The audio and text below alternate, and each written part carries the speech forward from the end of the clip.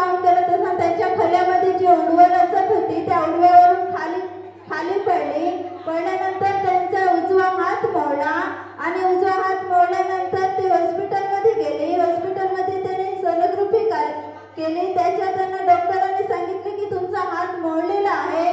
म्हणून या त्रासासाठी आईने वैद्याकडे जाऊन त्यांनी हातावर बांधण्यासाठी औषध घेतलं. त्या औषधाने ते आईचा हात पूर्णपणे बांधून घेतला आणि ते हात बांधल्यानंतर त्यांच्या